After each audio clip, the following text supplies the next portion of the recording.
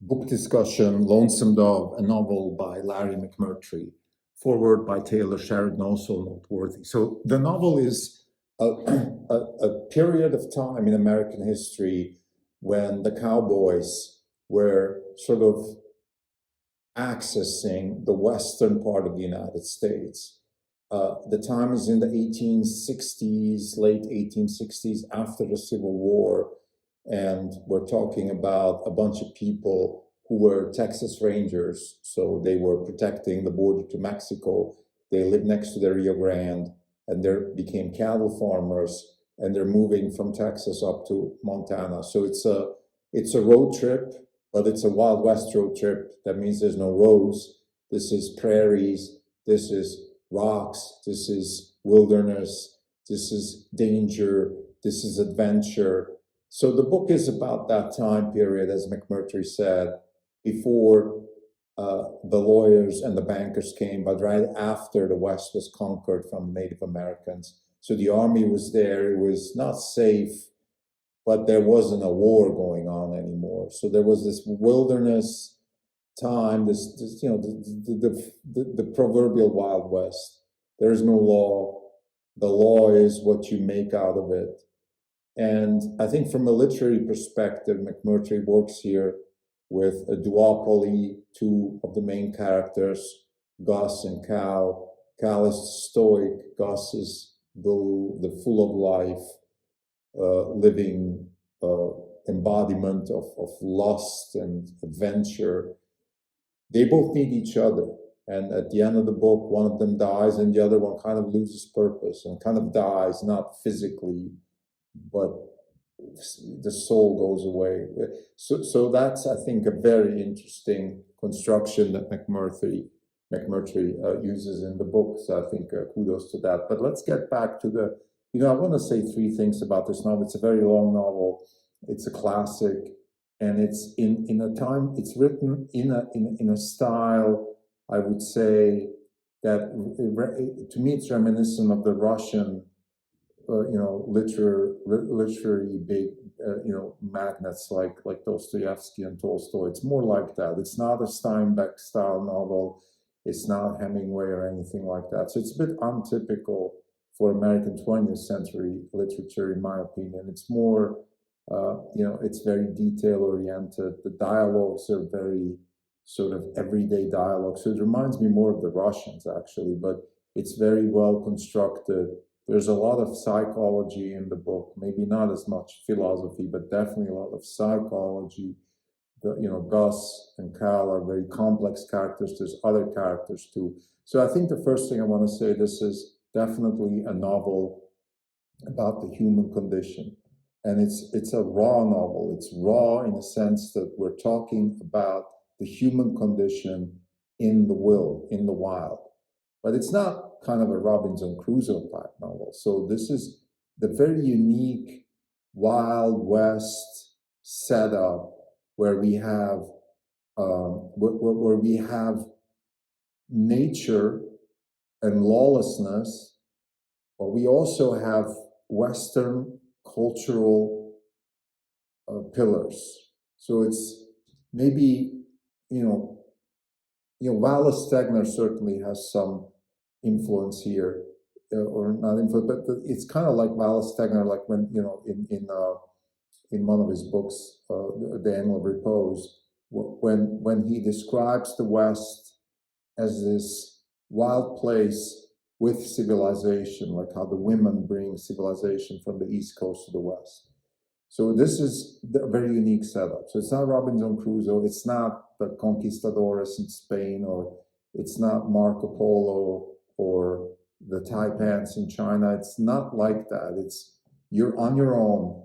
You define your own law and your own values. And that's very, very, very critical in this novel. So I think this is very interesting how McMurtry works with this theme. And it's indigenous to the American story, right? You only have this in America and only in the Wild West. So I think McMurtry really works really well with this particular theme. I think the second thing I want to say, this is a story about vision, about exploration. It's kind of a Christopher Columbus type story packed into the Wild West. These people, they're driving a cattle herd from Texas all the way to Montana. They're the first cattle herd. They're not the first people in Montana, but the first cattle herd. So they go through a lot of adventure, a lot of exposure, a lot of unknowns. And I think the unknown, there's a theme in the story of Christopher Columbus when they first see land. And to me, one of the most exciting situations that humans have been in ever must have been the trip that Christopher Columbus made, because you're going somewhere and you don't know where you're going to get, and you don't know what you're going to find. And this is very similar. They're of course they have a sense for, let's say, what Montana looks like, but they've never been in a place like that, and it's an extreme place. Imagine, even today, a place like Montana is extreme, let alone in the late 1860s. Snow, bears, but that's not the point. I think these people, there's a quote by Gus, you can either be a spectator or you can live your life, and I'm not going to be a spectator of my own life. I think they're determining their own destiny. They're taking the risk. They are not afraid, but they have fear. They have fear. There's definitely fear. Again, McMurtry works really well with the psychological aspects. This is a very psychologically driven novel. That's why it reminds me of the Russians. Like a lot of the men, they have phobias. All of them, Cal, Gus, and all the other cowboys, they live through, fears of ghosts, fears of this, fears of that. So it's very humanized. And I think McMurtry does a great job in making you kind of live through this experience of exploring the country from all the way from the Rio Grande all the way up to the Canadian border to the Milk River. So I think but it's this vision also, this vision to keep going. And then at the end, there's a beautiful scene where the Captain Cal at some point has to stop going, and he finds it hard to stop because the going itself is part of the whole process.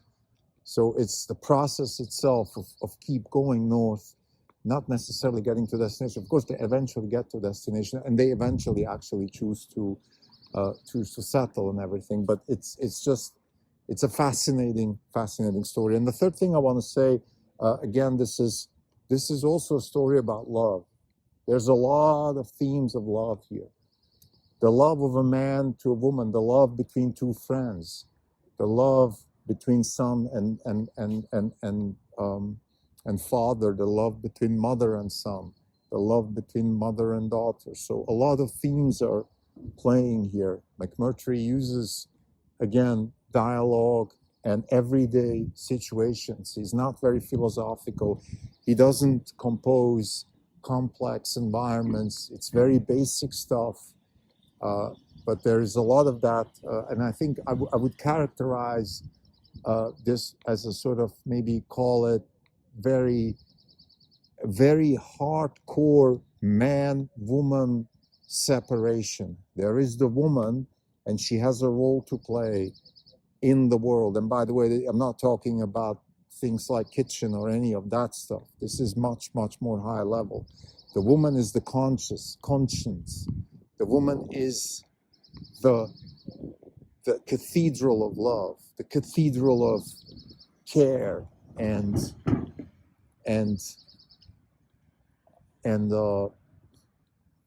Geborgsamkeit. I can't think of the English word right now. So you feel at home, you feel taken care of, and the man is the driving force. The man drives forward. The man explores. The man takes the risks. The man sacrifices. The sacrifice comes from the man. The woman doesn't want to sacrifice. She's a keeper.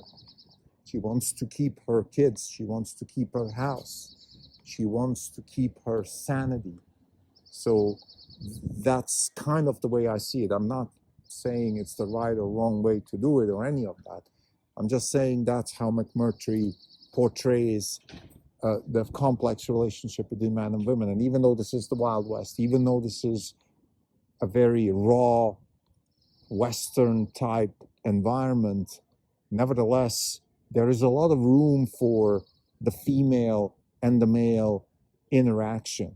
This is not a macho, Wild West story, Clint Eastwood and all of that. There's some of that. There are scenes where one guy, kills 10 bandits or Indians, but that's not the point. This is not an action novel. This is not a novel about war or killing or anything like that, even though a lot of killing happens. So there's a lot of death and killing, but it's just a sideshow. This novel feels a lot more like a play where the dialogues and the interaction between the characters is at the center. So to summarize, I think it's a beautiful novel in many ways, but I want to paraphrase Taylor Sheridan from the foreword, where the beauty of life and the lust of life that is epitomized by Gus and the stoicism by Cal, both of these characters have their advantages and their disadvantages, but together I think they create this picture of the human that can survive in the Wild West. And the Wild West is a stage of rawness, of raw human emotion and will and survival in a place where there is no law and there's no values, but you bring the values, the Western values, the Christian values in this particular case, you bring them to the land and you bring the civilization with you. And there's a beautiful quote by McMurtry which says, "The settlers of the West, they dreamt of the way we live. And we that live in the West today, we dream of the way they lived." And I think that's a beautiful, beautiful description of the West of the United States, which is still, kind of lingers as a dream in us. And it's incredibly useful and beautiful also to have a novel like this, to actually have real history of what happened in those days. And I think maybe last thing I want to say, just unfortunately, in today's environment, novels like this probably aren't read anymore in schools because of political correctness and all that kind of stuff. But we cannot diminish our own history. It's very dangerous. And a novel like this is a beautiful example of how important it is to know where we come from and to never forget where we come from. Thank you.